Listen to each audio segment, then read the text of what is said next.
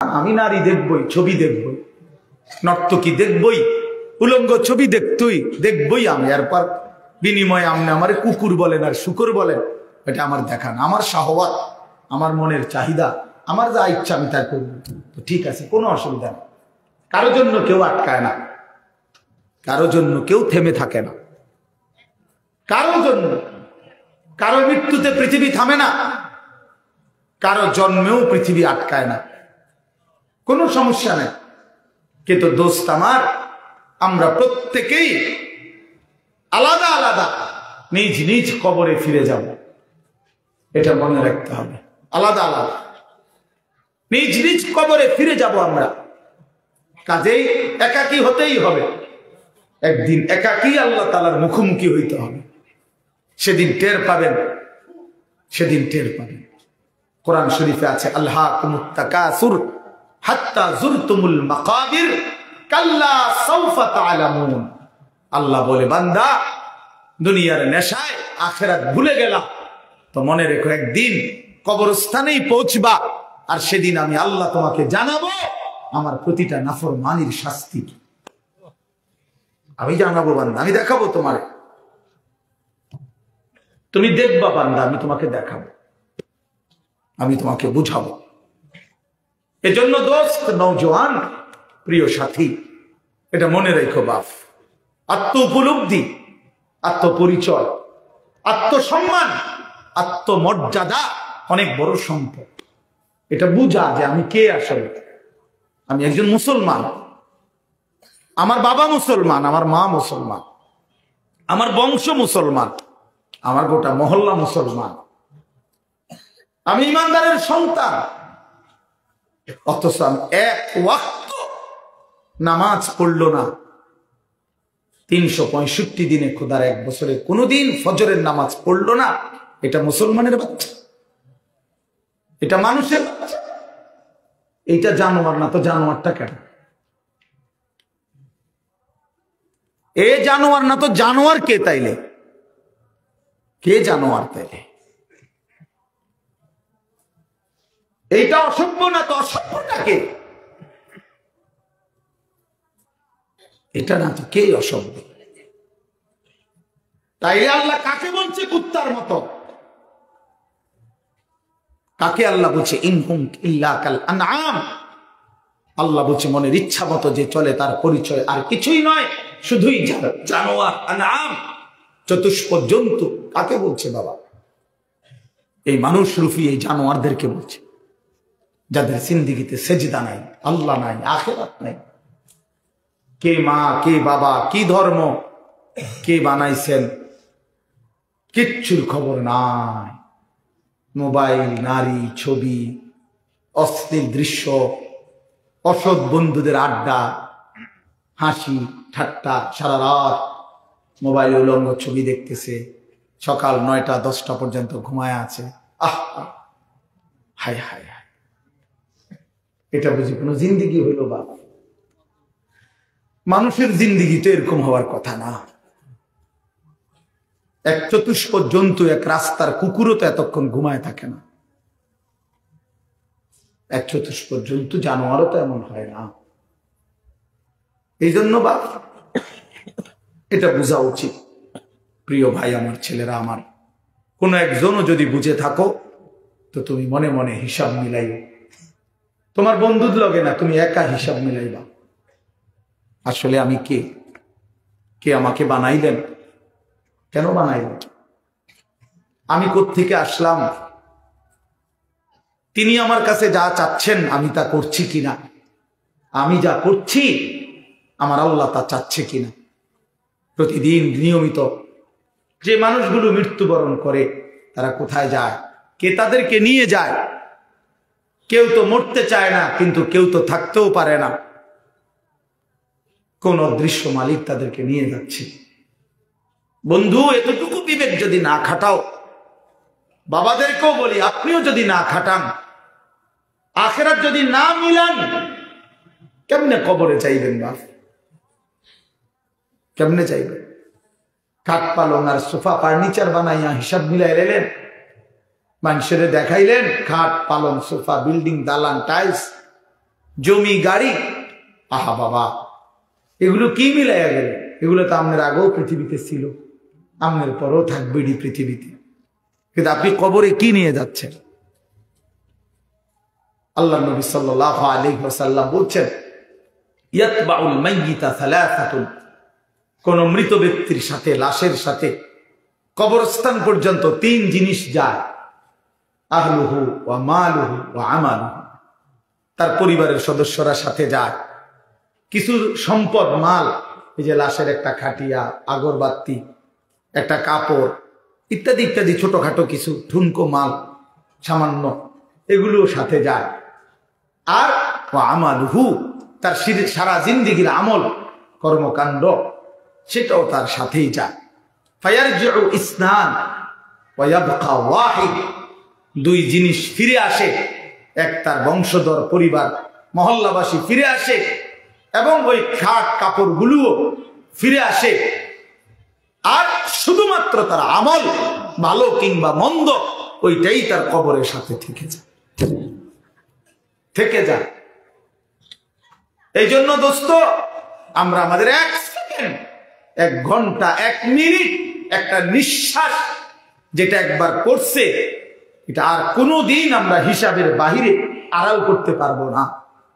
কোরআনুল কারীমের মধ্যে আল্লাহ বলছেন, লা ইউগাদিরু সাগীরাতান ওয়ালা কাবীরাতান ইল্লা আহসাহা, এই ফেরেশতারা ডান কাঁধে বাম কাঁধে, ছোট থেকে ছোট, বড় থেকে বড়, জীবনের প্রতিটা স্পন্দন, প্রতিটা নিঃশ্বাস পর্যন্ত আল্লাহ কসম আমলনামার মধ্যে উঠায় রাখে।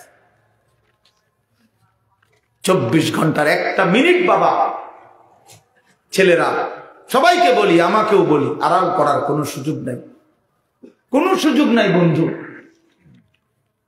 কোন রাত, কোন দিন, কোন ঘন্টা, কোন মিনিট, সেকেন্ড, আর কোন দিন আমার আড়াল করবার সুযোগ নাই আল্লাহর কাছ থেকে। এই জন্য আমরা যদি এটা না বুঝি বাবা, অনেক নওজোয়ান, তোমরা চেহারা সুরত দেখলে বোঝা যায় বা কতদিন হয় নামাজ পড়ো না, তোমার মালিকরে এমন ভুলা, কেমনে ভুললা? কোন মার ঘরে জন্ম নিলা, কোন বাবার ঘরে বড় হইলা, বাপেরই বা এত বড় বেইজ্জতি কেমনে করলা, মারে এত বড় অপমান কেমনে করলা? মা তো পরিচয় দিছে মুসলমান, বাবাও তো জানে তুমি মুসলমান, তুমি নিজেও তো জানো তুমি মুসলমান। মুসলমান এমন হয়, মুসলমান এমন হয় যে এক ওয়াক্ত নামাজ পড়তে মন চায় না, এটা মুসলমানের বাচ্চা। ঠিক মতো কখনোই পেশাব পায়খানা করে পাক পবিত্র শরীয়ত মতে হয় না, এটা মুসলমানের বাচ্চা। হ্যাঁ, 24 ঘন্টা নারী ছবি ছাড়া, নাটক সিনেমা ছাড়া, টেলিভিশন সিনেমা ছাড়া, নর্তকী দেখা ছাড়া জীবন যার কাটে না, এটা মুসলমানের সন্তান। মুসলমান এমন হয়। এই জন্য আমার বন্ধু, আমি অনুরোধ করছি প্রত্যেকের কাছে, আমাকেও বলি, আপনাদেরকেও বলি, নওজোয়ান ছেলে তোমাদেরকেও বলি, বাপ একজন হইলে একজনই মনে রাখো, নিজের হিসাব কইরো বাপ। ওয়ালতানজুর নাফসুম মা কদ্দামাত লিগাদ, আল্লাহ তাআলা বলছে প্রত্যেকটি প্রাণ, প্রতিটা আত্মা আলাদা হিসাব করো, লক্ষ্য করো আজকের দুনিয়া থেকে আগামীকালকের আখিরাতের জন্য কি পাঠিয়েছ। চোখ বন্ধ করলেই মৃত্যু থামবে না, ভুলে গেলেও মৃত্যু থামবে না, না বুঝলেও মৃত্যু থামবে না। বুঝে আসলেও মরে যাবেন, না বুঝলেও মরে যাবেন। চোখ খোলা থাকলেও মরে যাবেন, চোখ বন্ধ থাকলেও মরে যাবেন। হাসলেও মরে যাবেন, কাঁদলেও মরে যাবেন। রাজপ্রাসাদের অট্টালিকায় থাকলেও মরে যাবেন, জীর্ণ কুঠির কুড়ে ঘরে থাকলেও মরে যাবেন।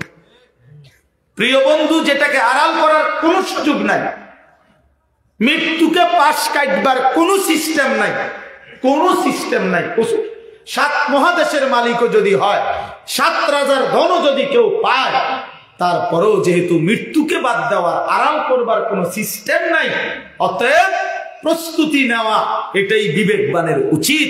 কারণ যেহেতু আমি মৃত্যুকে আড়াল করতে পারবো না, অতএব মৃত্যুর জন্য প্রস্তুতি নেওয়া এটাই চূড়ান্ত বুদ্ধিমান।